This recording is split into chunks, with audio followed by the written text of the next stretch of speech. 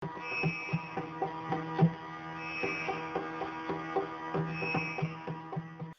నెల 21వ తేదీన శ్రీ రామనవమి మహోత్సవం పురస్కరించుకుని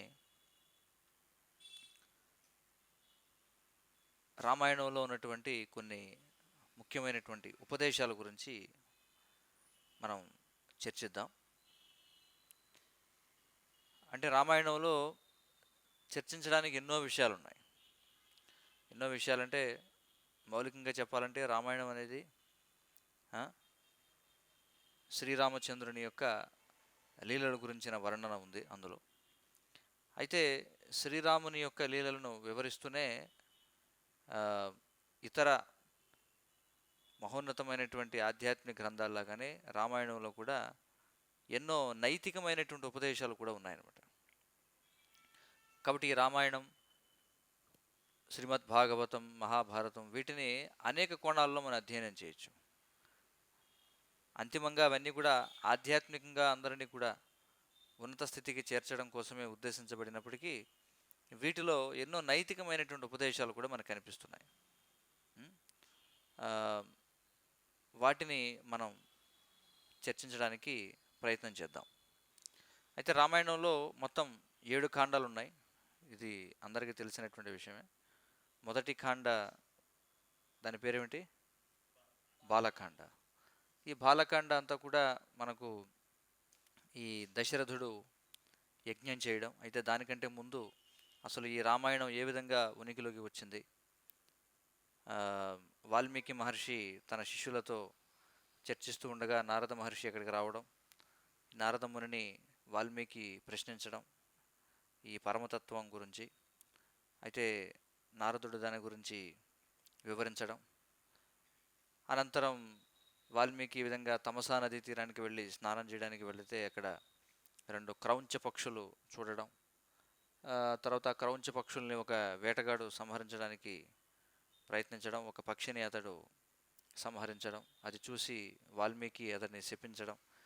అయితే ఈ వాల్మీకి యొక్క శాపం ఏదైతే ఉందో, ఆయన చెప్పినటువంటి ఒక శ్లోకం ఏదైతే ఉందో, ఆ శోకం నుండి శ్లోకం అనేది ఉద్భవించడం. తర్వాత దాని గురించి ధ్యానిస్తూ ఉండగా మళ్ళీ బ్రహ్మదేవుడు ప్రత్యక్షం కావడం. బ్రహ్మదేవుడు ప్రత్యక్షమై ఈ యొక్క శతకోటి విస్తరై 100 కోట్ల శ్లోకాలతో కూడినటువంటి ఈ రామాయణం చూడండి. బ్రహ్మలోకంలో మనకి వాల్మీకి రామాయణం 24,000 శ్లోకాలు, కానీ బ్రహ్మదేవుడు నారదుడికి చెప్పింది ఇది 100 కోట్ల శ్లోకాలతో కూడినటువంటి రామాయణం చెప్పబడింది అనమాట. చూడండి, దానిని మనకు 24,000 శ్లోకాలలో వాల్మీకి మహర్షి అందించడం జరిగింది. ఇలా క్రమక్రమంగా మనం చూస్తూ ఉంటాం. తర్వాత ఈ వాల్మీకి మహర్షి రామాయణం యొక్క విషయాలన్నిటి గురించి అతడు లవకుశులకు తెలియజేయడం, లవకుశులు వెళ్ళి దాన్ని అయోధ్య నగరంలో దాన్ని అందరికీ కూడా వివరిస్తూ ఉండడం. ఆ సందర్భంలో రామచంద్రుడు దాన్ని వినడం. రామచంద్రుడు విని రాముని యొక్క ఈ దర్బార్ ఏదైతే ఉందో, రాముని యొక్క రాజభవనంలో అందరూ మహర్షులు, మునులు, ముఖ్యమైనటువంటి పురప్రజలు వీళ్ళందరి యొక్క సమక్షంలో లవకుశులు ఈ రామాయణ కావ్యాన్ని గానం చేయడం. ఆ గానం చేస్తూ వారు ఈ విధంగా ప్రారంభిస్తారు. ఏమిటంటే దశరథ మహారాజు గురించి వివరిస్తారు, అయోధ్య నగరం గురించి వివరిస్తూ ఇలా దశరథ మహారాజు పుత్ర సంతానం లేకపోవడం చేత బాధపడుతూ ఉండడం, దానికోసం ఆయన అశ్వమేధ యజ్ఞం అనేటువంటిది నిర్వహించడం. అశ్వమేధ యజ్ఞం నిర్వహిస్తూ ఉంటే ఆ యజ్ఞం నుండి ఒక ఈ కలశాన్ని చేతపూని ఒక దివ్య పురుషుడు రావడం. అదే సందర్భంలో ఈ భూభారాన్ని నిర్మూలించాల్సిందిగా దేవతలందరూ కూడా విష్ణు భగవానుని ప్రార్థించగా ఆయన దశరథుని యొక్క పుత్రునిగా ఆవిర్భవించడం. ఇవన్నీ కూడా మనం బాలకాండలో చూస్తాం. నేను క్లుప్తంగా చెప్తున్నాను. ఆ సందర్భంగా ఈ యజ్ఞగుండం నుండి వచ్చినటువంటి ఒక దివ్య పురుషుడు ఒక దివ్యమైనటువంటి పాయసాన్ని ఇవ్వడం దశరథ మహారాజుకి. అయితే దశరథ మహారాజు ఆ పాయసంలో సగభాగాన్ని కౌశల్యకి ఇవ్వడం, ఇక సుమిత్రకేమో ఆ పాయసంలో 4వ వంతు భాగాన్ని ఇవ్వడం. ఇక కైకేయికి 8వ వంతు భాగాన్ని ఇవ్వడం, ఇక మిగిలినటువంటి 8వ వంతు పాయసాన్ని సుమిత్రకి ఇవ్వడం ఇలా జరుగుతుంది.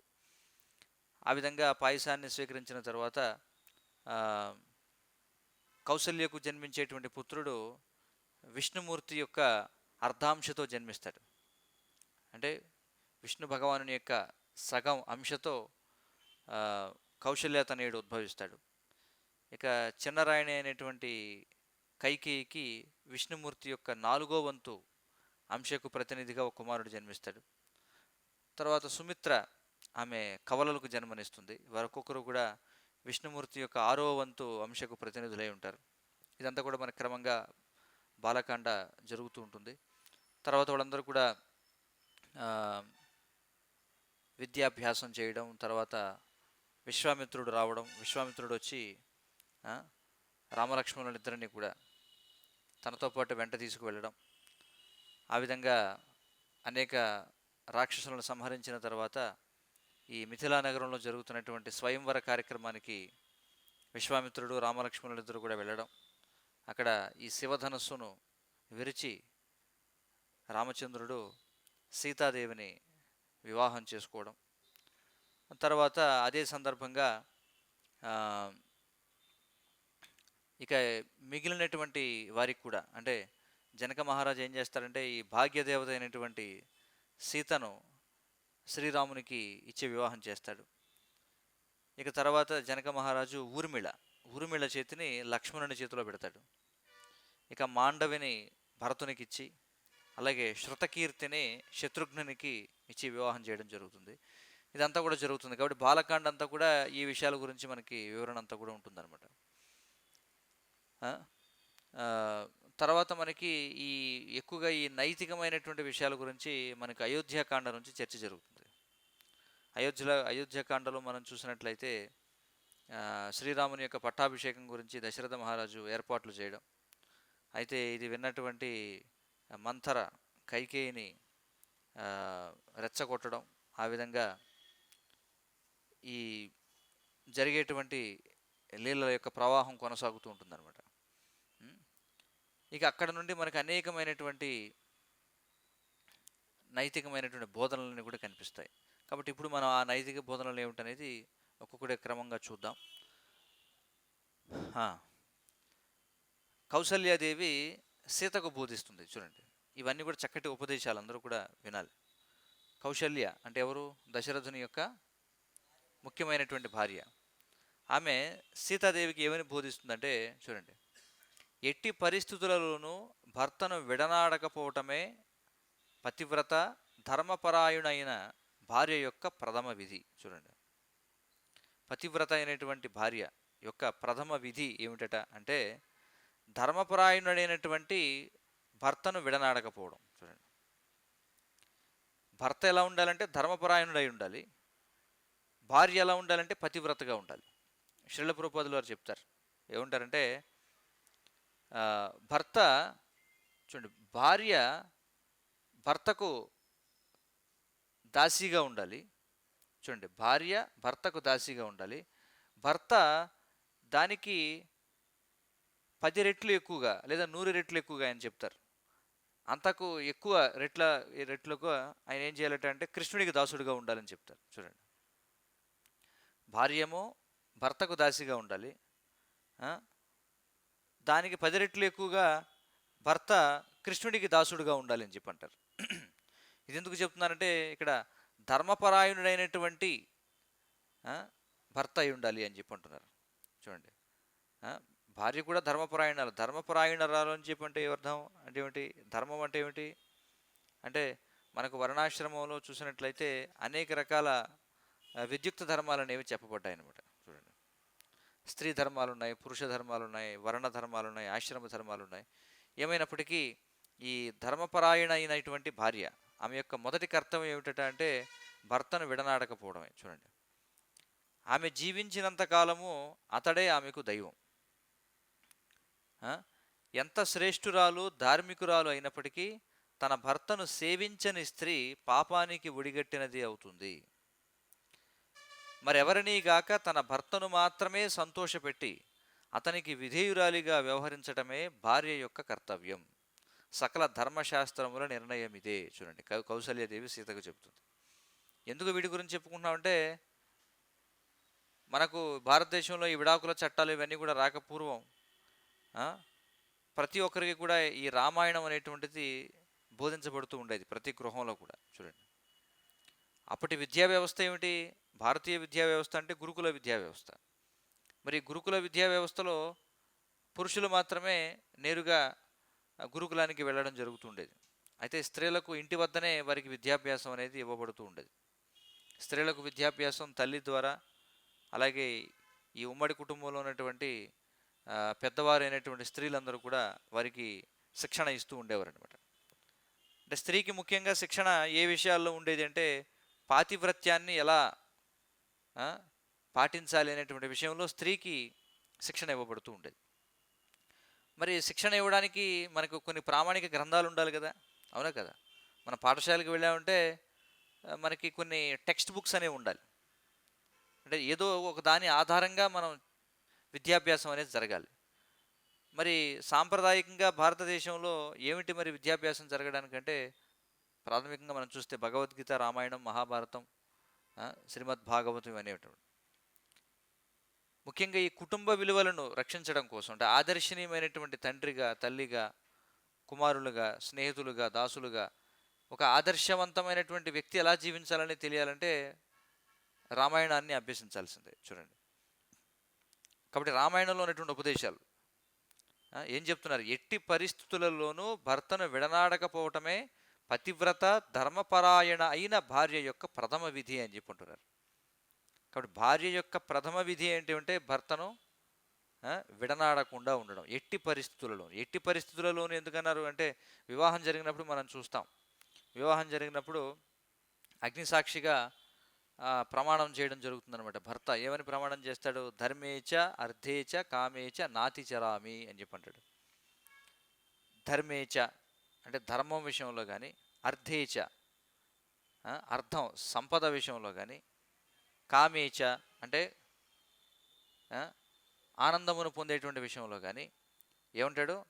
నాతి చరామి అని చెప్పి అంటాడు. అంటే నేను నిన్ను విడిచిపెట్టను అని చెప్పి అంటాడు. ఎందుకంటే వైదిక సాంప్రదాయంలో మనకి చతుర్విధ పురుషార్థాలు అనేటువంటివి ఉన్నాయి. ఏమిటా చతుర్విధ పురుషార్థాలు అంటే? ధర్మ అర్థ కామ మోక్షాలు అని చెప్పి అంటారు. ఏమిటండి ధర్మార్థ కామ మోక్షాలు అంటే? మొట్టమొదటి ప్రతి వ్యక్తి కూడా తన ధర్మాన్ని నిర్వహించాలి. ధర్మం అంటే ఇక్కడ డ్యూటీ అని అర్థం. చూడండి, బాధ్యత.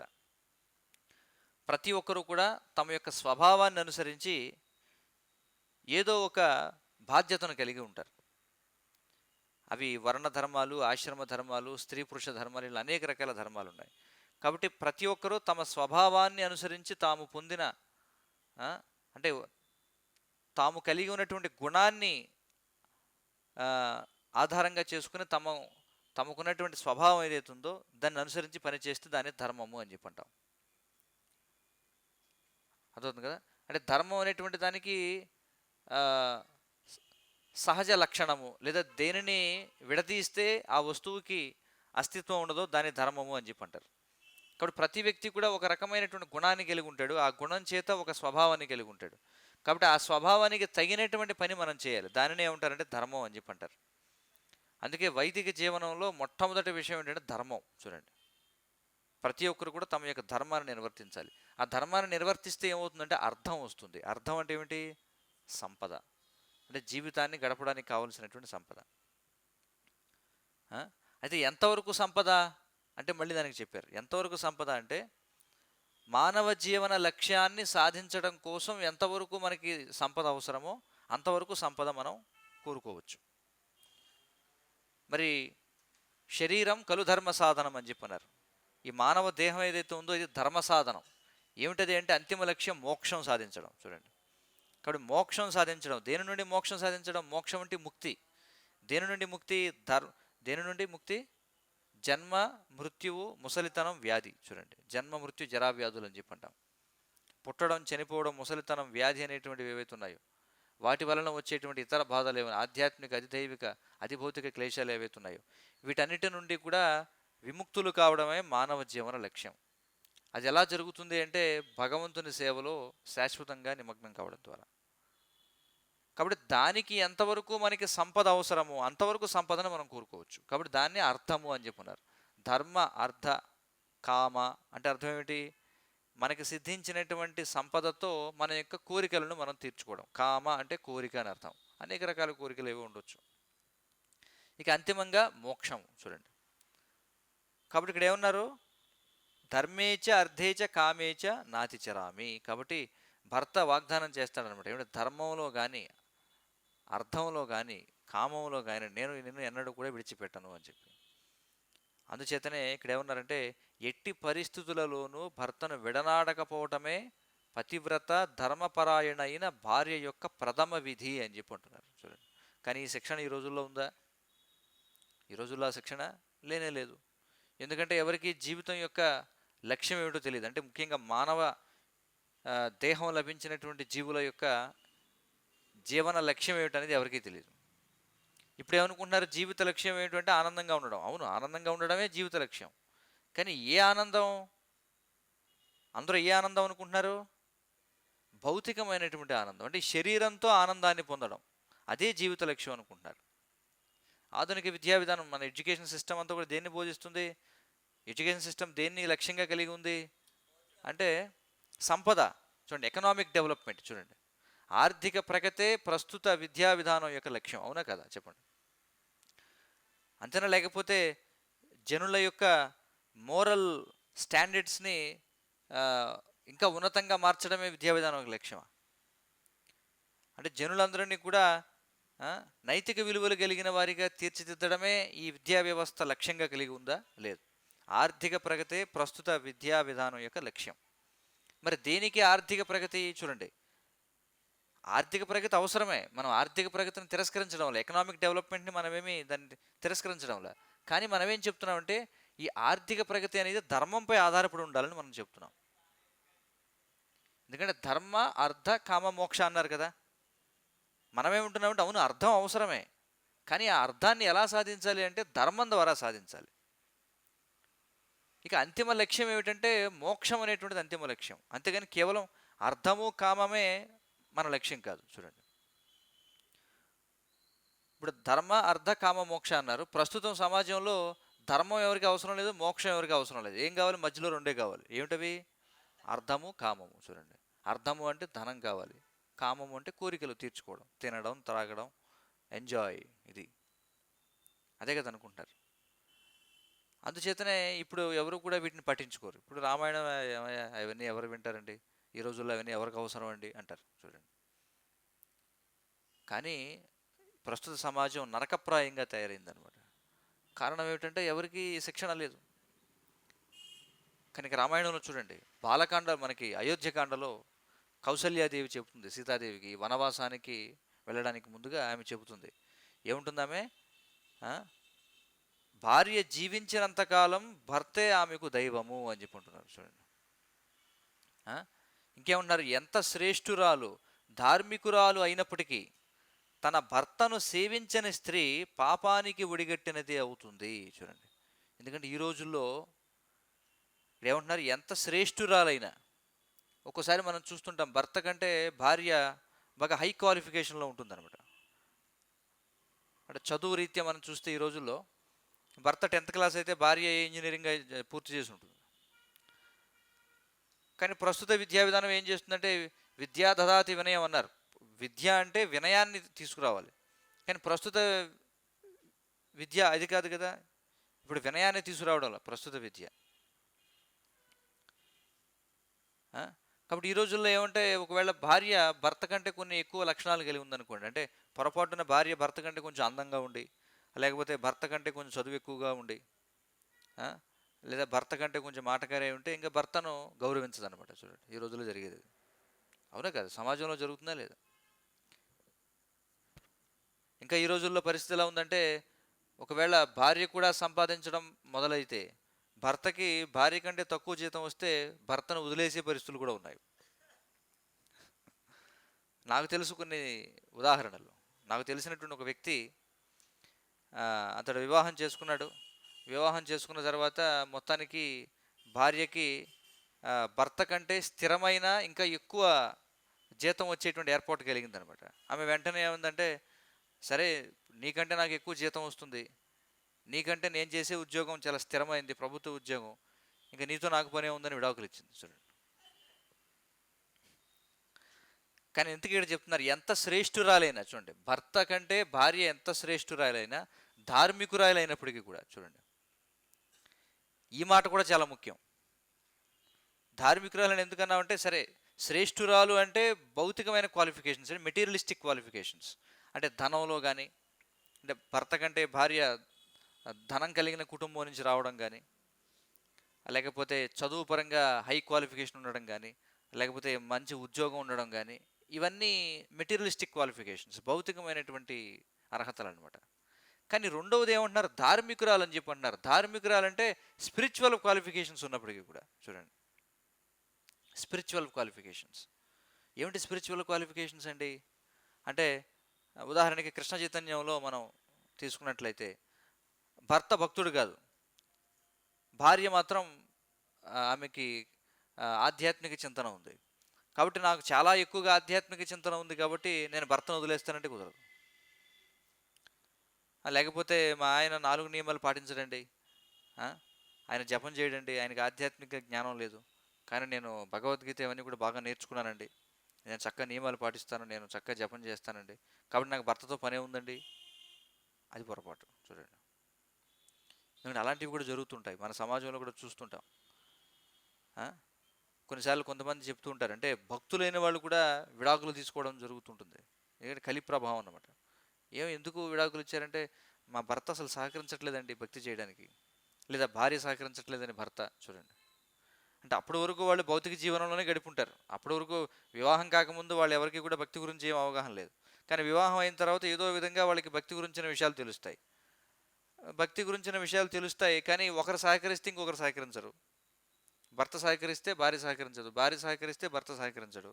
అంత మాత్రం చేత భర్త భార్యకు లేదా భార్యకు భర్త కృష్ణ చైతన్యంలో సహకరించడం లేదనే సాకుతో భర్త భార్యనో లేదా భార్య భర్తను వదిలేయడం అనేది సమంజసం కాదనమాట చూడండి.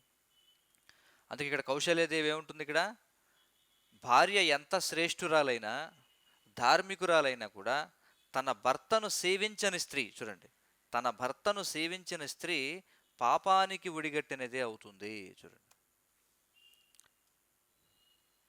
అదవుతుంది కదా. ముఖ్యంగా కృష్ణ చైతన్యంలో అంటే చాలా సార్లు మనం చూస్తుంటాం, భర్త కృష్ణ చైతన్యానికి సహకరించడు, కానీ భార్య ఆమె చక్కగా జపం చేసుకుంటుంది, అన్ని నియమాలు పాటిస్తుంటుంది, ప్రసాదం స్వీకరిస్తుంది. ఆ మాత్రం చేత భర్త సహకరించినంత మాత్రం చేత భర్తని వదిలేయడమో లేకపోతే భర్తకి సేవ చేయకుండా వదిలేయడం అనేది చేయకూడదు, ఎందుకంటే స్త్రీ ధర్మం అనేటువంటిది ఒకటి ఉందన్నమాట చూడండి. అయితే ఒక విషయం గుర్తుంచుకోవాలి, ఇవన్నీ ఎవరికి చెబుతున్నామంటే, ఎవరైతే ఈ విలువైనటువంటి మానవ దేహాన్ని మోక్ష సాధన కోసం ఉపయోగించాలనుకుంటారో వారి కోసం చెప్తున్నాం. ఎందుకని ఈ మాట నేను చెప్పాల్సి వస్తుందంటే, బయట వాళ్ళకి ఇవన్నీ చెప్పలేము, ఇప్పుడు వాళ్ళకి అవసరం లేదు కూడా, ఎందుకంటే వారి జీవిత లక్ష్యం అది కాదు. ఇప్పుడు సమాజంలో ఉన్న వారి యొక్క జీవిత లక్ష్యం ఏమిటి, అంతే, eat sleep drink dance and enjoy, అదే కదా. బాగా తిను, బాగా తాగు, బాగా ఎగురు, ఎందుకంటే ఎప్పుడు చనిపోతామో తెలియదు, కాబట్టి శరీరంలో శక్తి ఉన్నప్పుడే అన్ని పనులు చేయాలి. కాబట్టి అలాంటి వారికి మనం చెప్పట్లా, మనం చెప్పేది ఎవరికంటే, మనం విలువైన మానవ జన్మ పొందాము కాబట్టి మనం ఆధ్యాత్మికంగా నిజమైన అసలు మానవ జీవితం ఎందుకుందో నిజంగా నేను తెలుసుకోవాలనుకుంటున్నాను, భగవంతుడు అంటే ఏమిటి, ఈ బ్రహ్మ జిజ్ఞాస ఎవరికైతే ఉందో, ఈ ఆధ్యాత్మిక చింతన ఎవరికైతే ఉందో వారి కోసం నేను చెప్తున్నాను ఇవన్నీ కూడా. ఇది మొట్టమొదటి షరతు, గుర్తుంచుకోండి. సరే, మరెవరినీ గాక తన భర్తను మాత్రమే సంతోషపెట్టి అతనికి విధేయురాలుగా వ్యవహరించడమే భార్య యొక్క కర్తవ్యం చూడండి. ఏం చెప్తున్నారు ఇక్కడ, భార్య యొక్క కర్తవ్యం ఏమిటట, మరి ఎవరిని సంతోషపెట్టడం కాదు, భర్తను మాత్రమే సంతోషపెట్టడం చూడండి. అందుకే వైదిక సాంప్రదాయంలో ఏం చెప్పారంటే, భార్య భర్త సమక్షంలో మాత్రమే అలంకరించుకోవాలట చూడండి. అదే కదా, వైదిక విధానంలో ఎలా ఉండేదంటే, భర్త ఒకవేళ ఇంట్లో లేకుండా భర్త బయటికి ఏదో వేరే ఊరు వెళ్ళినట్లయితే భార్య అలంకరించుకోవడం అనేది చేసేది కాదు పూర్వం చూడండి. కేవలం భర్త యొక్క సంతోషం కోసమే భార్య అలంకరించుకోవాలి అని శాస్త్రాలు చెప్తున్నాయి. చూడండి,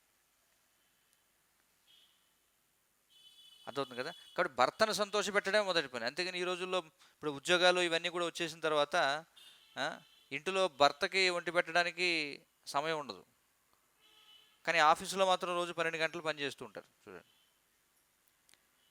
ఆ, భర్త ఏమైనా అడిగాను, ఏం రెస్టారెంట్కి వెళ్ళొచ్చుగా, జొమాటో ఉంది కదా, ఇంకోటి ఏమైతే స్విగ్గీయా, ఇంకోటి ఏదో అప్లికేషన్, స్విగ్గీ జొమాటో ఆర్డర్ చేసుకో, ఏమైంది, రెస్టారెంట్కి వెళ్ళి కర్రీ పాయింట్లు ఉన్నాయి, ఆ, నాకు టైం ఎక్కడుంది, నాకు మరి బాస్ వేరే డ్యూటీ అప్పచెప్పాడు, అది పూర్తి చేయాలి కదా. చూడండి, అలా చేయకూడదు. ఆ, అందుకే భర్తను మాత్రమే సంతోషపెట్టడం, అతనికి విధేయురాలుగా వ్యవహరించడమే భార్య యొక్క కర్తవ్యం. ఇంకా ఆమె ఏముంటుంది చూడండి, సకల ధర్మశాస్త్రాల నిర్ణయం ఇదే. చూడండి, సకల ధర్మశాస్త్రాల యొక్క నిర్ణయం ఇదే. చూడండి, ఎంత గొప్ప ఉపదేశాలు ఇవన్నీ కూడా. ఆ? తర్వాత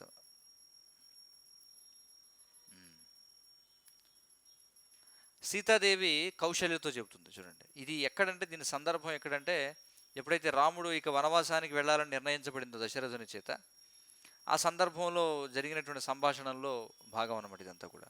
అయితే అదే నేపథ్యంలో సీతాదేవి కౌశల్యతో చెబుతుంది, ఏముంటుందంటే, వెన్నెలకు చంద్రునితో ఉన్న అనుబంధం వంటిదే రామునితో నాకున్న అనుబంధం. చూడండి, ఉపమానం, ఎనాలజీ అని చెప్పి అంటాం ఇంగ్లీష్లో. ఎలా వివరిస్తున్నారు ఇక్కడ, వెన్నెలకు చంద్రునితో ఉన్న అనుబంధం అట. వెన్నెలను చంద్రుడిని విడదీయగలమా? విడదీయలేం కదా. కాబట్టి అలాంటిదే రామునితో నాకున్న అనుబంధం అంటుంది ఆమె.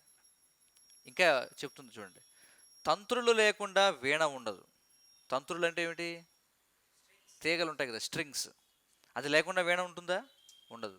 అవి లేకపోతే వీణకి అర్థమే లేదు.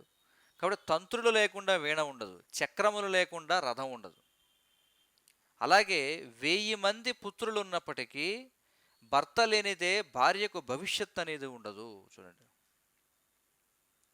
సీతాదేవి చెప్తుంది, 1000 మంది పుత్రులు ఉండొచ్చు, కానీ భర్త లేనిదే భార్యకు భవిష్యత్తు ఉండదు. అందుకే పూర్వయుగాల్లో సతీ సహగమనం అనేటువంటిది ఉండేది అనమాట.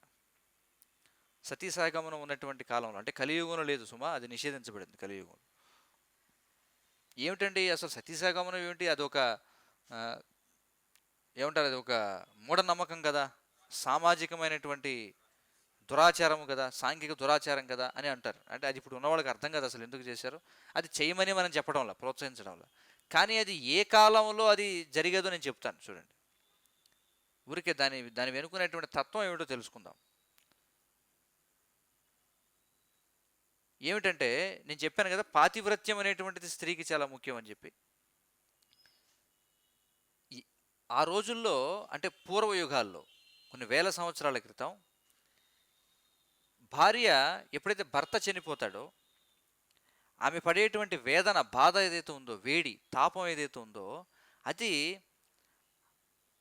అగ్ని కలిగించేటువంటి తాపం కంటే కూడా భర్త లేకపోవడం చేత కలిగే తాపం ఎక్కువగా ఉండేదట. మీకు అర్థమవుతుందా? మనం ఇప్పుడు నిప్పులో చేయబెట్టామనుకోండి, కాలుతుంది, ఖచ్చితంగా కాలుతుంది, అందులో సందేహం లేదు. కానీ పతివ్రత అయినటువంటి భార్యకు భర్త యొక్క వియోగం ఏదైతుందో అది అగ్ని ఇచ్చేటువంటి బాధ కంటే కూడా ఇంకా ఎక్కువ బాధను కలిగిస్తుందట. అలాంటి స్త్రీ ఎప్పుడైతే అగ్నిలో దూకుతుందో భక్తితో, ఎవరితో పాటుగా? భర్తతో పాటుగా భర్త యొక్క చితిపై ఆమె ఎప్పుడైతే కూర్చుంటుందో, అలాంటి స్త్రీకి అసలు అగ్ని వల్ల ఎలాంటి ప్రమాదం జరిగేది కదట. చూడండి, అంటే ఆమె యొక్క శరీరం కాలుతున్నప్పటికీ ఆమె మంటగా అనిపించేది కాదు. ఎందుకని? అంతకంటే ఎక్కువ మంట ఆమె అనుభవిస్తుంది. ఏమిటది? భర్త యొక్క వియోగం. చూడండి, కాబట్టి ఆనాటి కాలంలో సతీసాగమనమే చెప్పారు తప్ప కలియుగంలో ఉన్నటువంటి స్త్రీలకు అది నిషేధించబడింది. ఎందుకంటే ఇప్పుడు ఈ రోజుల్లో అంత విషయం ఏం లేదు అక్కడ, అర్థమవుతుంది కదా. కాబట్టి ఆ రోజుల్లో ఈ సతీసాగమనం అనేది అనుమతించబడేది. ఎందుకంటే అప్పట్లో ఎవరు బలవంతంగా తోసేవాళ్ళు కాదు. ఎప్పుడైతే భర్త చనిపోయేవాడో భార్యే తనకు తానుగా వెళ్ళి స్వచ్ఛందంగా వెళ్ళి చితి మీదకి ఎక్కి కూర్చునేది, అందరూ కూర్చునేది చక్కగా, అది కూడా ప్రశాంతంగా. కానీ ఎప్పుడైతే ద్వాపరయుగం ముగిసిందో, కలియుగం ప్రారంభమైందో, అంతటి పాతివ్రత్యము లేకపోతే అంతటి కుటుంబ వ్యవస్థలు ఇవన్నీ కూడా లేకపోవడం చేత కొన్నాళ్ల పాటు ఏం చేశారంటే బలవంతంగా తీసుకెళ్ళి తోసేయడం మొదలుపెట్టారు. చూడండి, పూర్వం ఎవరు తోయాల్సిన అవసరం లేదు, వాళ్ళే స్వచ్ఛందంగా వెళ్ళి కూర్చునేవారు, అందరూ చూస్తుండగా ప్రశాంతంగా ఆమె తనువు చాలించడం జరిగేది. కానీ ఎప్పుడైతే ఈ కాలగమనంలో ఎప్పుడైతే విలువలన్నీ కూడా పతనం అయిపోతున్నాయో ఆ చైతన్యం ఇప్పుడు లేదు. కానీ ఏమైంది, ఆ చైతన్యం లేకపోవడం చేత వాడు సంకోచించేవారు అనమాట. అందులో ఎప్పుడు భయం ఏర్పడుతుంది, అమ్మో మంటలోకి వెళితే కాలిపోతుందేమో. అంటే ఇక్కడ అర్థం ఏమిటి, అగ్ని కాలుతుందేమో అనే భయం ఉందంటే ఆమె అంత తీవ్రమైన వేదన ఏమి అనుభవించట్లా, భర్త లేడు కాబట్టి. అది చూసి పక్కన ఉన్న వాళ్ళు ఇదేమిటి స్వచ్ఛందంగా వెళ్ళి ఆమె చితి మీద కూర్చోవాలి కదా, కూర్చోవడం లేదని చెప్పి వీళ్ళు బలవంతంగా తోసేవారు అనమాట. చూడండి, అప్పుడు అది సామాజిక దురాచారంగా మొదలైంది. దాని తర్వాత నిషేధించారు. ఎందుకంటే మనకి శాస్త్రాలు కూడా చెప్తున్నాయి, కలో పంచ వివర్జయేత్ అని, కలియుగంలో 5 విషయాలు నిషేధించబడ్డాయి అని చెప్పి. ఏమిటి 5 విషయాలు అంటే, అశ్వమేధం, చూడండి, అశ్వము అంటే గుర్రాన్ని బలివ్వడం, గవాలంబం లేదా గోవుని బలివ్వడం, అశ్వమేధం గవాలంబం. సన్యాసం ఫలపైతృకం, కర్మ సన్యాసం స్వీకరించడం. ఫలపైతృకం అంటే పితృదేవతలకు మాంసాన్ని పిండంగా అర్పించడం. దేవరిణ సుతోత్పత్తి అంటే భర్త మరణిస్తే భర్త యొక్క సోదరునితో సంతానోత్పత్తి చేయడం. ఈ 5 కూడా కలవు పంచ వివర్జయేత్ అన్నారు. కాబట్టి ఈ 5 కూడా కలియుగంలో నిషేధించబడ్డాయి. అలాగే మరొక చోట మనకి శాస్త్రాలు సతీసహగమనం అనేది కూడా కలియుగంలో నిషేధించబడింది అని చెప్పబడింది. అర్థమవుతుంది కదా. అందుకే ఇక్కడ ఏమన్నారంటే చూడండి, సీతాదేవి అంటుంది, 1000 మంది పుత్రులు ఉన్నప్పటికీ భర్త లేనిదే భార్యకు భవిష్యత్తు అనేది ఉండదు అని చెప్పండి. 1000 మంది పుత్రులు ఉన్నప్పటికీ కూడా. చూడండి, మన మహాభారత కాలంలో చూసినట్లయితే, అంటే ఇది త్రేతాయుగ సమయంలో, పూర్వయుగాల్లో జరిగిన త్రేతాయుగంలో జరిగింది రామాయణం అనేది. మనకి ద్వాపర యుగంలో జరిగినటువంటి మహాభారత కాలంలో కూడా చూసినట్లయితే పాండు మహారాజుకి 2 భార్యలు. ఎవరు? కుంతి, మాద్రి. చూడండి, అయితే అప్పటికి ఇక ద్వాపర యుగంలో అంటే 5000 సంవత్సరాల క్రితం సతీసహగమనం అనేది ఉంది, ఇంకా ప్రాచుర్యంలో ఉంది. ఆ సమయంలో ఇప్పుడు సతీసహగమనం చేయాలి. కానీ అప్పటి పరిస్థితి ఏమిటంటే ఆ 2 భార్యలు కూడా, కుంతి మాద్రి ఇద్దరు కూడా, నేను ప్రవేశిస్తాను చిత్తులోకి అంటే, లేదు నేను ప్రవేశిస్తాను చిత్తులోకి అని చెప్పి వారిద్దరూ కూడా మాట్లాడుకోవడం జరిగింది. కానీ అంతిమంగా వాళ్ళు ఏమి నిర్ణయిస్తారంటే, సరే మనం ఇద్దరం వెళ్ళిపోతే ఇంకా పిల్లలు చిన్నవాళ్ళు కాబట్టి, ఎందుకంటే అప్పటికే పాండవులు ఉన్నారు, 5గురు ఉన్నారు. మాద్రికి 2 పుత్రులు ఉన్నారు, అలాగే కుంతీదేవికి 3 పుత్రులు కలగడం జరిగింది. మరి 5గురు పుత్రులు చిన్నవాళ్ళు కాబట్టి కుంతీదేవి సరే వీరు ఉన్నారు కాబట్టి వీరి సంరక్షణార్థం నేను జీవించి ఉంటాను అని చెప్పి అంటే, ఆ ఒప్పందం ప్రకారం మాద్రి చితిలోకి ప్రవేశిస్తుంది అనమాట. ఆమె సతీసహగమనం చేస్తుంది. ఆ విధంగా ఉండేవన్నమాట రోజులు. కాబట్టి అందుకే ఇక్కడ ఏమంటుందంటే, 1000 మంది పుత్రులు ఉన్నప్పటికీ భర్త లేనిదే భార్యకు భవిష్యత్తు అనేది ఉండదు అని చెప్పి సీతాదేవి కౌశల్యతో చెప్తుంది. ఏ సందర్భంలో అంటే, శ్రీరామచంద్రుడు సీతాదేవిని వారిస్తాడు. సరే నాకంటే వనవాసం విధించబడింది కానీ నీకు కాదు కదా, నీవు రాజకుటుంబాన్ని నుంచి వచ్చి ఆ అరణ్యంలో నా వెనకాల నువ్వు ఎక్కడ తిరుగుతావు, నువ్వు చక్కగా ఎంతో ఐశ్వర్యంతో పెరిగినటువంటి దానివి, అరణ్యంలో నువ్వు చాలా కష్టాలు అనుభవించాల్సి వస్తుంది, నువ్వు ఇక్కడే ఉండని చెప్పి అంటాడు. ఆ సందర్భంలో సీతాదేవి అంటుందన్నమాట. అది ఇక్కడ సందర్భం. ఇక తర్వాత చూడండి, సీతాదేవి రాముడితో ఏముంటుందో ఆ సందర్భంలోనే, తండ్రి, తల్లి, సోదరుడు, కొడుకు, కోడలు అందరికీ వారి వారి ప్రత్యేకమైన అస్తిత్వం ఉంటుంది. కానీ భార్యకు మాత్రం తన భర్తను అనుసరించడం తప్ప మరో మార్గం లేదు. చూడండి ఏముంటుందో, తండ్రికి ప్రత్యేకమైన అస్తిత్వం ఉంటుందట. తండ్రి అయినవాడు స్వతంత్రంగా ఆలోచించవచ్చు, ఏమైనా చేయొచ్చు. అలాగే తల్లికి కూడా, అంటే తల్లి పాత్రని పోషించే ఆమె కూడా స్వతంత్రమైన అస్తిత్వం ఉంటుందట. సోదరుడికి ఉంటుందట, పుత్రుడికి ఉంటుందట, కోడలికి కూడా ఉంటుందట. అందరికీ వారి వారి ప్రత్యేకమైన అస్తిత్వం ఉంటుందట. కానీ భార్యకు మాత్రం తన భర్తను అనుసరించడం తప్ప మరో మార్గం లేదు అని సీతాదేవి చెబుతుంది శ్రీరామునితో. ఇది ఆ సంబంధమైనటువంటి కొన్ని సందేశాలు ఇక్కడ. మరొక చోటన ఈ విధంగా సీతాదేవి అనేక విధాలుగా ప్రాధేయపడడంతో ఇక చివరికి శ్రీరాముడు అంగీకరిస్తాడు సీతాదేవిని కూడా అరణ్యాలకు తీసుకెళ్ళడం కోసం. అక్కడ ఆయన ఒక మాట అంటాడు, ఏమంటాడంటే, వివేకవంతుడు తన కారుణ్యమును విడవలేడు అని చెప్పి అంటాడు. చూడండి, మంచి సందేశం అది. వివేకవంతుడు కారుణ్యమును విడవలేడట. కారుణ్యము అంటే ఏమిటి? కరుణ చూపించడం, దయ కలిగి ఉండడం. అది వివేకవంతుని యొక్క లక్షణం అని చెప్పి అంటున్నారు. చూడండి, ఒక వ్యక్తి వివేకవంతుడైతే ఖచ్చితంగా అతడికి కారుణ్యం అనేది ఉండాలి, కరుణ, దయ అనేటువంటిది ఉండాలి అని చెప్పి అంటున్నాడు. మళ్ళీ కౌశల్యాదేవి సీతాదేవితో చెప్తుంది. చూడండి, దురదృష్టం వచ్చిన వేళలలో ధార్మికులు ప్రేమమూర్తులు అయిన భర్తలను కూడా స్త్రీలు విడిచిపెడతారనేది అందరూ ఎరిగిన సంగతే. అలాంటి దుష్ట స్త్రీలు గతకాలంలో తాము పొందిన ప్రయోజనములను విస్మరిస్తారు. వారు దేనికి కట్టుబడరు. కృతజ్ఞత కారణంగా అలాంటి స్వార్థపరులైన స్త్రీలు వివేకం చేత గాని, బహుమతుల చేత గాని, ఆఖరుకు వివాహం చేత గాని నిగ్రహింపబడరు. అయితే సహజంగానే మృదు స్వభావులు, సత్యవ్రతలు, వినయశీలలైన వనితలు కూడా ఉన్నారు. ఆ కారణంగా వారు తమ భర్తలను సర్వాధికంగా గౌరవిస్తారు. ఇక్కడ కౌశల్యదేవి 2 రకాల స్త్రీల గురించి వివరిస్తుందన్నమాట. మొదటి తరగతి ఏమిటట, దురదృష్టం వచ్చిన వేళలలో ధార్మికులు ప్రేమమూర్తులు అయిన భర్తలను కూడా స్త్రీలు విడిచిపెడతారనేది అందరికీ ఎరిగిన సత్యమే. కొందరు స్త్రీలు ఎలా ఉంటారట, ఎప్పుడు దురదృష్టం వచ్చిన సందర్భాల్లో భర్త ధార్మికుడైనా, భర్త చాలా ప్రేమమూర్తి అయినా సరే భర్తలను వదిలిపెడతారట ఒక రకమైనటువంటి స్త్రీలు. చూడండి, అది మన కలియుగంలో కనిపిస్తూ ఉంటుంది కదా. ఇందాక కూడా దాని గురించి చర్చించుకున్నాం కదా. అంటే సరే, వివాహం చేసుకున్నప్పుడు అన్నీ బాగానే ఉన్నాయి, వివాహం చేసుకున్నప్పుడు పరిస్థితులు బాగానే ఉన్నాయి, భర్తకి మంచి ధనం ఉంది, ఇవన్నీ కూడా ఉన్నాయి. ఇవన్నీ మాకంటే మీకే ఎక్కువ తెలియాలి ఇలాంటి ఉదాహరణలు, ఎందుకంటే బయట సమాజంలో మీరు తిరుగుతుంటారు, చూస్తుంటారు కాబట్టి భర్త ధనవంతుడై ఉన్నంతకాలం, భర్త పేరు ప్రఖ్యాతులను కలిగి ఉన్నంతకాలం, భర్త పదవిని కలిగి ఉన్నంతకాలం, భర్త మంచి సమాజంలో మంచి స్థితిలో ఉన్నంతకాలం నేను సేవ చేస్తాను. కానీ ఎప్పుడైతే దురదృష్టం వచ్చిందో భర్తకి, అతడి ధనం పోయిందో, అతడి యొక్క పదవి పోయిందో, అతని యొక్క ఖ్యాతి పోయిందో, అలాంటి సందర్భాల్లో విడిచిపెట్టేటువంటి స్త్రీలు కొంతమంది ఉంటారు అని చెప్పి కౌశల్య చెప్తుంది అనమాట. చూడండి, అలాంటి వారిని ఆమె దుష్ట స్త్రీలు అని చెప్పి అంటుంది. అలాంటి దుష్ట స్త్రీలు గత కాలంలో తాము పొందిన ప్రయోజనములను విస్మరిస్తారట. చూడండి, అలాంటి వారు ఏం చేస్తారట, మరి పూర్వం ప్రయోజనాన్ని పొందేవుగా, భర్త అన్ని అవకాశాలు అన్నీ కూడా కలిగి ఉన్నప్పుడు ప్రయోజనాన్ని పొందేవు కదా, కానీ ఇప్పుడు అతడికి ఏదో దురదృష్టం వాటిల చేత నువ్వు అన్నీ కూడా మర్చిపోతావా. చూడండి, ఇక్కడ కౌశల్య చెబుతుంది, అలాంటి వారు దుష్ట స్త్రీలు, వారు గతకాలంలో తాము పొందిన ప్రయోజనాలను విస్మరిస్తారు అంటుంది.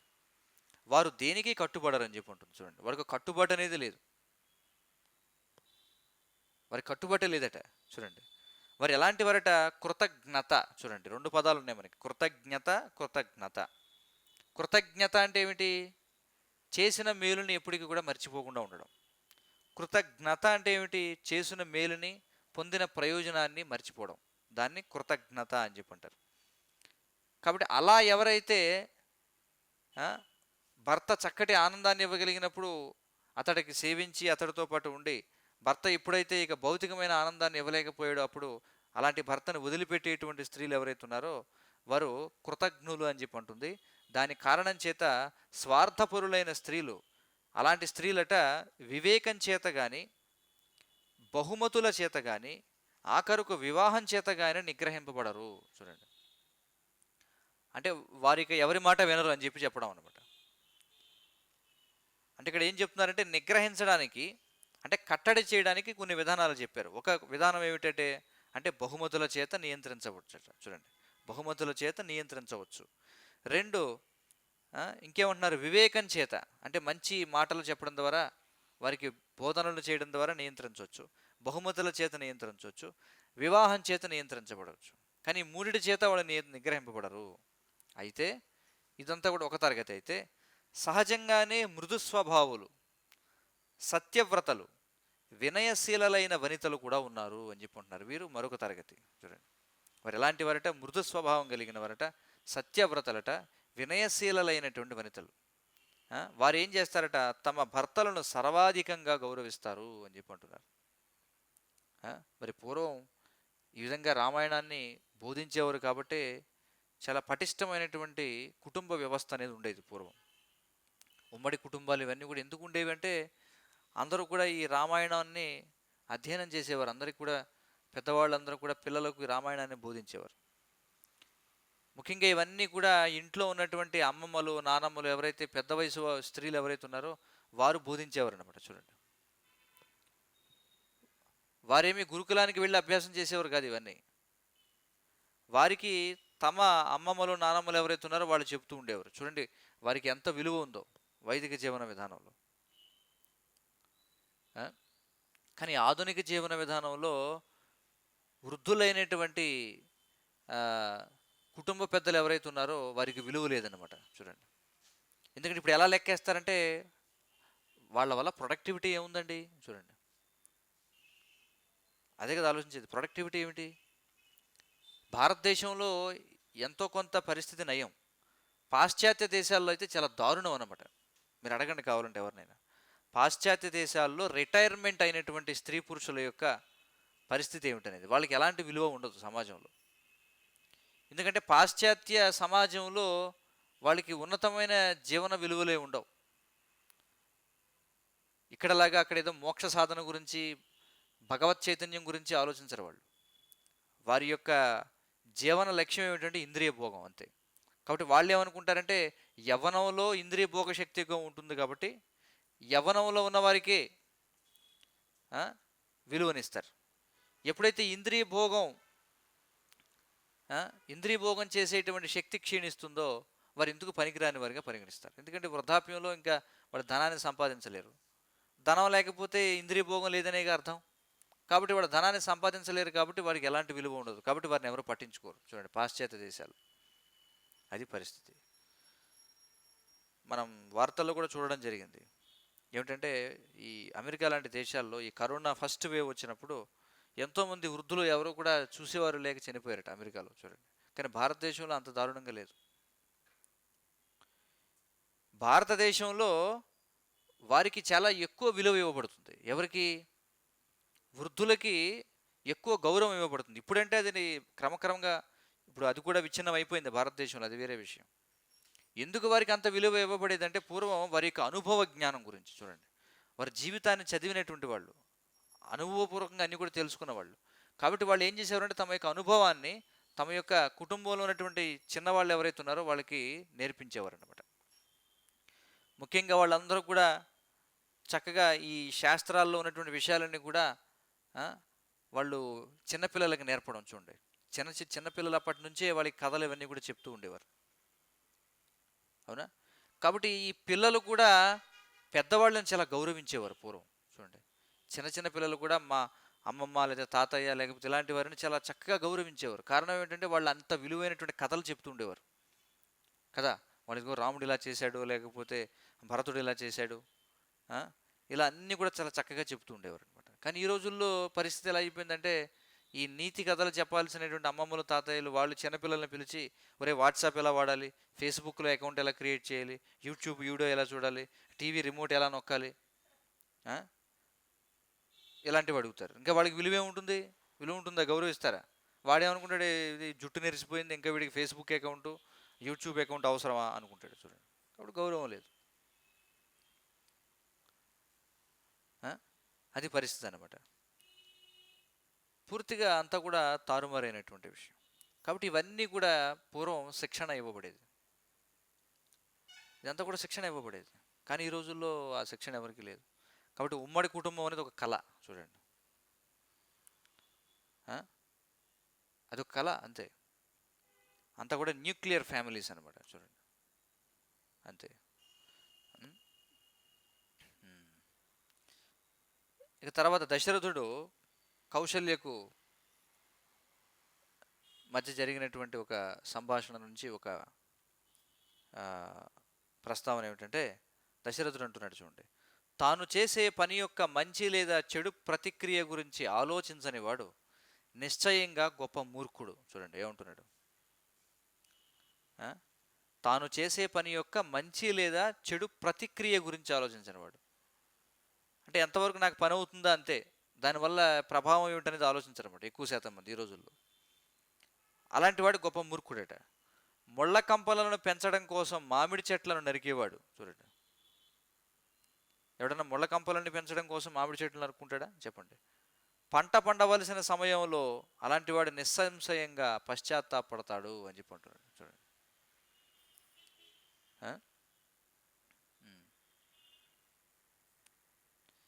ఇంకా దశరథుడి విషయంలో వాల్మీకి చెప్తున్నాడు. ఎందుకంటే దశరథుడి గురించి ఇక్కడ ఎందుకు మాట్లాడుకుంటున్నామంటే ఇలా కైకేయికి తాను ఇచ్చినటువంటి మాట వలన రాముణ్ణి అతడు ఆ, అడవికి పంపడం జరుగుతుంది, వనవాసానికి పంపడం జరుగుతుంది. ఇక్కడ ఏం చెప్తున్నారు చూడండి, దశరథుడు ప్రాజ్ఞుడు కావడంతో పాపకృత్యం యొక్క ప్రతిక్రియ నుండి తాను తప్పించుకొనజాలనని అతనికి తెలుసు. కనుకనే దాని ప్రాయశ్చిత్తమునకు తగిన మార్గం తెలుపమని బుద్ధిగా అడిగాడు. మరుసటి జన్మలో బాధను తప్పించుకోవడం కోసం బుద్ధిమంతుడైన వ్యక్తి మరణమునకు ముందే తన పాపములకు ప్రాయశ్చిత్తం చేసుకోవాలని శాస్త్రములు సలహా ఇస్తున్నాయి. చేసిన నేరం యొక్క తీవ్రతను బట్టి పరిహారం చెల్లించవలసి ఉంటుంది. ఇది ఎప్పుడంటే దశరథుడు ఈ విధంగా పశ్చాత్తాపడుతూ, అంటే ఎందుకు నాకు ఈ దుర్గతి పట్టింది, నేను ఎంతగానో ప్రేమించేటువంటి నా ప్రియపుత్రుడైనటువంటి రాముణ్ణి ఎందుచేత నేను అరణ్యాలకి పంపవలసి వచ్చింది, నాకు ఎందుకు ఈ గతి పట్టింది, నాకు ఎందుకు ఈ పుత్రవేదన కలిగింది అని ఆలోచిస్తున్నప్పుడు అతడు తనకు జరిగిన ఒక పూర్వ సన్నివేశం గురించి గుర్తు చేసుకుంటాడు అనమాట. ఏమిటది, ఏమిటా సన్నివేశం?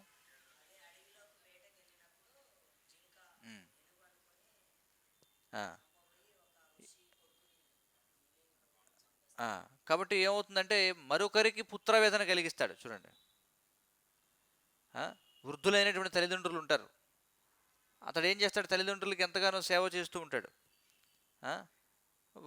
వారి కోసం నీరు సేకరిద్దామని చెప్పి ఏదో ఒక సరస్సుకు వెళ్ళి కుండ ముంచుతాడనమాట.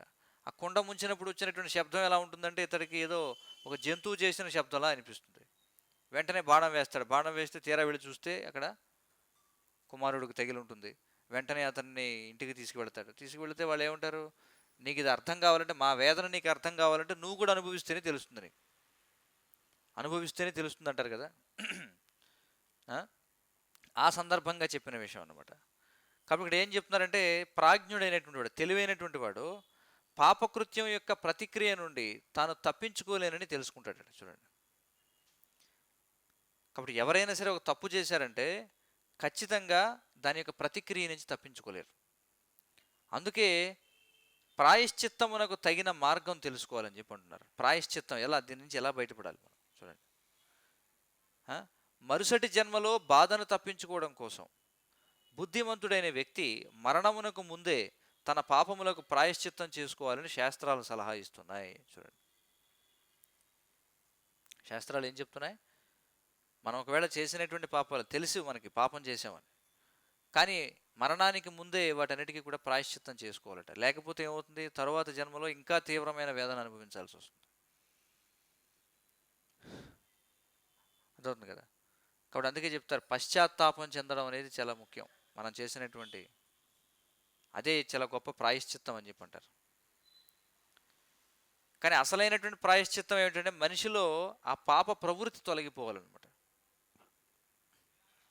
అదే అసలైనటువంటి ప్రాయశ్చిత్తం. తప్పు చేసాం, ఆ తప్పు నుంచి బయటపడడానికి ఏదో చేస్తాం. ఎలా అంటే చూడండి, మనకి క్రైస్తవ ఈ చర్చిల్లో, ఈ మందిరాల్లో ఎలా ఉంటుందంటే ఒక కన్ఫెషన్ బాక్స్ అని చెప్పి ఒకటి ఉంటుంది అనమాట. ఒక బాక్స్ ఒకటి ఉంటుంది. కన్ఫెషన్ బాక్స్ అంటే ఒప్పుకోవాలన్నమాట. అంటే వాడు చేసిన పాపం ఏదైతే ఉందో దాని అంతటిని కూడా ఆ పెట్టెలోకి నుంచొని, ఆ బరిలో నుంచొని చెప్పాలి. చెప్పి అక్కడ ఉన్నటువంటి పూజారి గారికి ఏదో కొంత ధనం ఇస్తే అది మాఫీ అయిపోతుంది. వాడు మళ్ళీ ఏం చేస్తారంటే మళ్ళీ వారం మళ్ళీ ఫ్రెష్గా కొంత మళ్ళీ చేసుకుని మళ్ళీ వారం వచ్చి మళ్ళీ కన్ఫెషన్ చేస్తాడు. అర్థమైంది కదా. అయితే దాన్ని పరీక్షిత్ మహారాజు ఏమంటాడంటే భాగవతంలో కుంజర శౌచం అని చెప్పి అంటాడు. కుంజర శౌచం అంటే ఏమిటి, ఏనుగు స్నానం అనమాట. కుంజరం అంటే ఏనుగు. ఏనుగు ఏం చేస్తుందంటే చక్కగా నదిలో దిగుతుంది, చక్కగా తొండంతో నీళ్లు అడిపోతుకుంటుంది, చక్కగా స్నానం చేస్తుంది. మళ్ళీ గట్టు మీదకి రాగానే మళ్ళీ ఒంటి నిండా మట్టి పాముకుంటుంది. కాబట్టి నిజమైన ప్రాయశ్చిత్తం సరే, మనం తప్పు చేసాం, ఆ తప్పు నుంచి బయటపడడానికి ఏదో తాత్కాలికంగా ఏదో చేస్తే సరిపోదు. మనం మళ్ళీ ఆ తప్పు చేయకుండా ఉండేలా మన చైతన్యాన్ని మార్చుకోవాలన్నమాట. అదే నిజమైనటువంటి ప్రాయశ్చిత్తం చూడండి. కాబట్టి మరణానికి ముందే ప్రతి వ్యక్తి కూడా ఏం చేయాలట, ఇలా ప్రాయశ్చిత్తం చేసుకోవాలని శాస్త్రాలు సలహా ఇస్తున్నాయి. చేసిన నేరం యొక్క తీవ్రతను బట్టి పరిహారం చెల్లించవలసి ఉంటుంది చూడండి. చేసిన నేరం యొక్క తీవ్రతను బట్టి పరిహారం చెల్లించాలి. ఈ రోజుల్లో చాలామంది మరణానంతర జీవితపు అస్తిత్వమును ప్రశ్నిస్తున్నప్పటికీ కర్మ యొక్క క్రియ మరియు ప్రతిక్రియ యొక్క కఠినమైన శాసనములు పనిచేస్తూనే ఉంటాయి చూడండి. ఈ రోజుల్లో మనం ఏమనుకుంటామంటే మనకు కనిపించట్లేదు కాబట్టి లేదంటాం మనం. చూడండి, ఈ రోజుల్లో ఉన్న ఒక కామన్ ప్రిన్సిపల్ అనమాట ఏంటంటే, మనకు తెలియదు అనుకోండి, అది లేదంతే. మనకు కనిపించట్లేదు కాబట్టి లేదు. ఆ? కాబట్టి ఈ రోజుల్లో చాలామంది మరణానంతర జీవిత అస్తిత్వం అంటే ఏంటి? After life existence. మరణించిన తర్వాత మనం ఇంకెక్కడ ఉంటాం? భస్మీపటలస్య దేహస్య కుతో పునరాగమనో భవేత్. మరణించినాక ఏమవుతుంది? శరీరాన్ని కాల్చేస్తారు, లేకపోతే పూడ్చిపెడితే అది క్రిముల్లాగా మారిపోతుంది, లేదా జంతువులు లాంటివి ఏమైనా తినేస్తే మలంగా మారిపోతుంది. కాబట్టి బూడిదగానో లేదా క్రిములుగానో మలంగానే మారిపోతుంది. అంతేగాని మళ్ళీ ఇంకొక జీవితం, ఇంకొక ఎగ్జిస్టెన్స్ అనేది ఎక్కడుంది అని ప్రశ్నించేవాళ్ళు చాలామంది ఉన్నారట. కానీ వాళ్ళకి దాని గురించి తెలియకపోయినా కర్మ అంటే కర్మ యొక్క అనగా క్రియ మరియు ప్రతిక్రియ చూడండి యొక్క కఠినమైన శాసనాలు పనిచేస్తూనే ఉంటాయి. మనం ఒప్పుకోకపోవచ్చు, మనం అంగీకరించకపోవచ్చు, మనం విశ్వసించకపోవచ్చు, కానీ ప్రకృతి ఈ భగవంతుని యొక్క చట్టాలు ఏవైతున్నాయో తమ పని తాము చేసుకుంటూ వెళుతుంటాయి. చూడండి, ఆ శాసనములు మాకు తెలియదు అనే వాళ్లతో సహా ఎవరో వాటి నుండి తప్పించుకోలేరు. చూడండి, నాకు తెలియక తప్పు చేశానని కుదరదు. Ignorance is not an excuse అని చెప్పంటారు. ఇక్కడ మంట ఉంది, చిన్నపిల్లవాడు వెళ్ళి అదేంటో తెలియక అందులో వేలు పెడతాడు. చిన్నపిల్లవాడికి దాన్ని కాల్చకుండా ఊరుకుంటుందా? అగ్ని కాదు కదా, ఎవడు కాల్చాల్సిందే. తెలియదంటే కుదరదు. ప్రకృతి నియమాలు అలాంటివి అనమాట. కాబట్టి తెలియదనే వాళ్ళతో సహా ఎవరు కూడా వాటిని తప్పించుకోలేరు. దైవం యొక్క ప్రకృతి యొక్క శాసనములను ప్రజలు ఉల్లంఘించినప్పుడు వారు జన్మ జన్మల పాటు ఫలితములను అనుభవించి తీరవలసిందే. చూడండి, దైవం యొక్క ప్రకృతి యొక్క శాసనాలు, ఇక్కడ మనుషులు తయారు చేసుకున్న శాసనాల గురించి చెప్పట్లా. మనుషులు తయారు చేసుకున్న చట్టాలని తప్పించుకోవడం చాలా సులభం, అవునా కదా? చెప్పండి. ఈ న్యాయ వ్యవస్థ అంతా కూడా దేనికి? లాయర్లు వీళ్ళంతా కూడా ఏం చేస్తారు చెప్పండి? లూప్ హోల్స్ తెలుసుకుంటారు. స్పష్టంగా వాడు తప్పు చేశాడని తెలిసినా సరే ఈ చట్టంలో ఉన్నటువంటి లోపాలు ఏవైతే ఉంటాయో వాటిని పట్టుకుని వాడిని నిర్దోషిగా విడుదల చేయిస్తారు. అదే కదా జరిగేది. కాబట్టి మానవ నిర్మిత అంటే మనుషులు తయారు చేసుకున్న చట్టాల నుంచి తప్పించుకోవచ్చు. ఇప్పుడు నేను ఏదో హత్య చేశాను, లేదా మానభంగం చేశాను, లేకపోతే ఇంకోటి ఏదో పాపకృత్యం చేశాను, ఈ మన దేశంలో ప్రభుత్వం ఏర్పాటు చేసిన చట్టం నుంచి తప్పించుకోవచ్చు. కానీ భగవంతుడు మరియు ప్రకృతి యొక్క శాసనాలు ఏవైతే ఉన్నాయో వాటిని ఎవరు కూడా తప్పించుకోలేరు. అది ఇక్కడ చెప్పు. మనకు చూస్తాం కదా, కోర్టులో ఏం చేస్తారు? న్యాయదేవతకి కళ్ళు కట్టేస్తారు, ఇది కళ్ళకి గంతలు కడతారు. అంటే దాని అర్థం ఏమిటి? అంటే న్యాయదేవతకి అంటే చట్టానికి కళ్ళు లేవు, మరి ఏమున్నాయి చట్టానికి? అంటే చెవులే ఉన్నాయి. అంటే మనిషి తయారు చేసిన చట్టం కాబట్టి దానికి కళ్ళు లేవు, కానీ భగవంతుడు చేసిన చట్టానికి అన్నీ ఉన్నాయి. కాబట్టి ఎవడు భగవంతుడు యొక్క చట్టం నుంచి తప్పించుకోలేడు. కాబట్టి ఏ చట్టం ముఖ్యం అండి? మానవ నిర్మిత చట్టం ముఖ్యమా, లేదా భగవంతుని చట్టం ముఖ్యం? అంటే భగవంతుని చట్టమే ముఖ్యం. దాన్ని ఎవడో తప్పించుకోలేడు, దాని నుండి ఎవడో కూడా దాక్కోలేడు అనమాట. చూడండి, వాటిని ఉల్లంఘిస్తే ఏమవుతుందట? అందుకే మనం ఏమైనా తప్పు చేసామంటే వెంటనే దాన్ని ప్రాయశ్చిత్తం చేసుకోవాలి, లేకుండా దాన్ని వదిలేసామనుకోండి జన్మ జన్మల పాటు ఫలితాలను అనుభవించి తీరాల్సిందే. బహుశా క్రింది తరగతి జీవములుగా అవతరించడము, నరకలోకములకు పతనం చెందడము జరిగే వీలుంది. చూడండి, ఒకవేళ మనం ఈ జీవితంలో చేసినటువంటి పాపాలకి మనం ప్రాయశ్చిత్తం చేసుకోకపోతే దాని ఫలితం ఏమవుతుందట? క్రింది తరగతి జీవాలుగా పుట్టాల్సి వస్తుందట. అంటే మానవ జీవితం రాదు, మళ్ళీ ఏ కప్పలుగానో, లేకపోతే పిల్లులుగానో, కుక్కలుగానో, ఏదో జంతువుల క్రిమికీటకాలుగా జన్మించవచ్చు, లేదా నరకలోకాలకి పతనం చెందడం జరిగే వీలుంది. దీనిని తప్పించుకొనడానికి అందుకే మనం ఏం చేయాలంట? అందుకే దశరథుడు ఏం చేశాడంటే, ఎప్పుడైతే ఈ విధంగా తప్పు చేశాడో తక్షణమే తన పాపమును పరిహరించుకునే ప్రయత్నం చేశాడు. ఎవరు? దశరథుడు. ఎందుకని? దశరథుడు ప్రాజ్ఞుడు కాబట్టి అని చెప్పి అంటున్నారు. చూడండి, ఇలా ఇప్పుడు మనం చర్చించేది ఇప్పుడు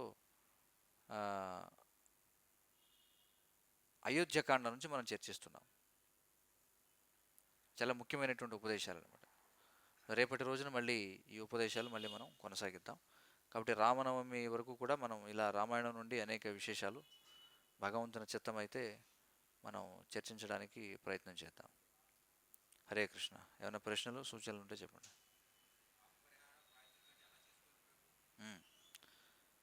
పాప పరిహారం ప్రాయశ్చిత్తం అనేది ఎలా చేయాలి? అందుకే కలియుగంలో అసలు అడుగు తీసి అడుగు పెడితే పాపమే కాబట్టి ఏం చెప్పారంటే ఒకటే ప్రాయశ్చిత్తం చెప్పారు. ఏమిటది? హరేర్నామ హరేర్నామ హరేర్నామ ఇవ కేవలం కలవు నాస్తి ఏవ నాస్తి ఏవ నాస్తి ఏవ గతిరన్యథా. కలియుగంలో హరినామము హరినామము హరినామము తప్ప వేరే గతి లేదు, వేరే గతి లేదు, వేరే గతి లేదు. అంటే దీని అర్థం ఏదో మానభంగం చేసి అక్రమ సంబంధాలు పెట్టుకుని వ్యభిచారం చేసి దొంగతనం చేసి హత్య చేసి హరే కృష్ణ జపం చేయమని కాదు. దయచేసి అలా అర్థం చేసుకోకండి. అర్థమవుతుంది కదా? అంటే దీని అర్థం ఎలాంటి ప్రవృత్తి ఉన్నవాడైనా కలియుగంలో హరే కృష్ణ మహామంత్రాన్ని జపించడం చేత అతడి యొక్క పవిత్రీకరణ విధానం ప్రారంభమవుతుంది. అలా హరే కృష్ణ మహామంత్రం జపిస్తూ ఉంటే కొన్నాళ్ళకి వాడికి ఈ నియమాలు కూడా, వాడు ఈ చేయకూడనటువంటి పాపకృత్యాలు ఏవైతే ఉన్నాయో వాటి పట్ల విరక్తి కలుగుతుంది అనమాట. అంటే ఏమిటి? 4 నియమాలు మనం పాటించాలి. 4 పాపకృత్యాలు ఏమిటి చేయకూడనివి? మద్యం, మాంసం, జోదం, వ్యభిచారం. చూడండి, అక్రమ మైథునం అని చెప్పి అంటాం. ఈ 4 నుండి మనం దూరంగా ఉండాలి. అర్థమైంది కదా? కాబట్టి ఏమిటి ప్రాయశ్చిత్తం అంటే కలియుగంలో ముందు మనం చేస్తున్న పాపాన్ని ఆపాలి ముందు. అందుకే 4 నియమాలు చెప్పారు. ముందు ప్రతి ఒక్కరు కూడా ఏం చేయాలి? మాంసాహారాన్ని త్యజించాలి. మాంసాహారం అంటే గుడ్లు, చేపలు, ఇవన్నీ కూడా. మత్తు పదార్థాలు స్వీకరించకూడదు. మత్తు పదార్థాలు అంటే కేవలం బ్రాందీ, విస్కీ మాత్రమే కాదు, టీ, కాఫీలు కూడా శాస్త్రాలు చెప్తున్నాయి. జోదం ఆడకూడదు. చూడండి, అంటే ఎలాంటి పరిశ్రమ లేకుండా సులభంగా డబ్బులు వచ్చేసేటువంటి విధానాలు. చూడండి, అలాంటి వాడి జోటికి వెళ్ళకూడదు. అనేక రకాల పందాలు, స్పెక్యులేషన్ ఇలాంటివి. ఇక అక్రమ మైథునం అంటే సంతానోత్పత్తి కోసం తప్ప మైథున కార్యక్రమంలో పాల్గొనకూడదు. చూడండి, ఈ 4 దూరంగా ఉంటూ హరే కృష్ణ మహామంత్రాన్ని జపిస్తూ కృష్ణప్రసాదం మాత్రమే స్వీకరించి భగవద్గీత, భాగవతాన్ని చదవడం ద్వారా అది పూర్తిగా మళ్ళీ మనం మరొక ఈ భౌతికమైనటువంటి శరీరాన్ని స్వీకరించకుండా మనం రక్షిస్తుంది అన్నమాట. అదొక్కటే కలియుగంలో ప్రాయశ్చిత్తం. వేరేవేవి కూడా మనం చేయలేనటువంటి పరిస్థితి. ఎందుకంటే ప్రతిదీ పాపమే కలియుగంలో చేసేటువంటిది. పాపం కానిది ఏది కూడా లేదు. హరే కృష్ణ. ఇంకేమైనా ప్రశ్నలు ఉన్నాయా?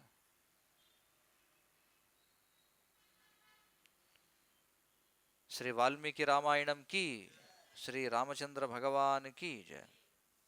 శ్రీల ప్రభుపాదికి జయ. వాంఛాకల్పతరుభ్యశ్చ కృపా సింధుభ్యేవ చ.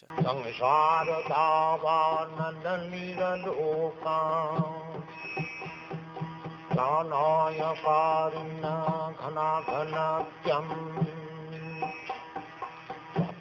సకలగుణార్ణవశ వందే గురశ్రీ చరణారవిందం.